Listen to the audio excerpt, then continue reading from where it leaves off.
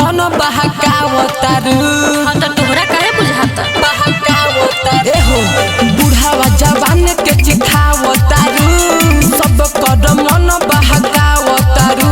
एहो मन रखनी हम नहीं चखनी चल दे द तू हमरा के भाव भाव। सुना अरे रखले बानी पाव भर हिलौले बानी गाव भर रखले बानी पाव भर हिलौले बानी गाव भर रखले बानी पाव भर हिलौले बानी गाव भर। ऐसा बात बा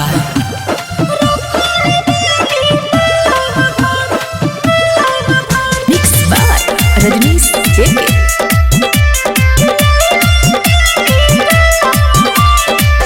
देला से कहेलू तू कम ना होई हो। अरे हाँ बढ़े बढ़े लौकता तारा आटा के लोई हो। आटा के लोई एही त चीझावा प मोरेला जमाना हो। डीए मसीन रोज लेवेला थाना हो। तू घर कइलू हो बेमार कइलू सबसे रखेलू ना त लगाओ भर।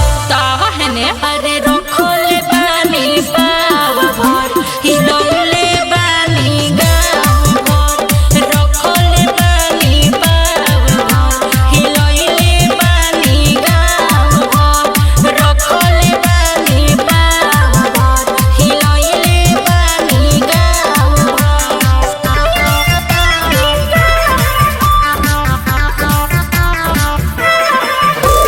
म्यूजिक बाय एल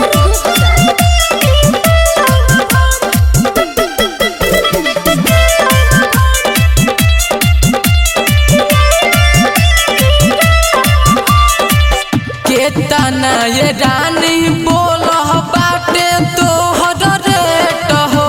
का हमरो तो मन करे कली तो से भेंट हो। अरे हमरा जवानी के अलगे कहानी बा ये बाबू। हमारा तू आगे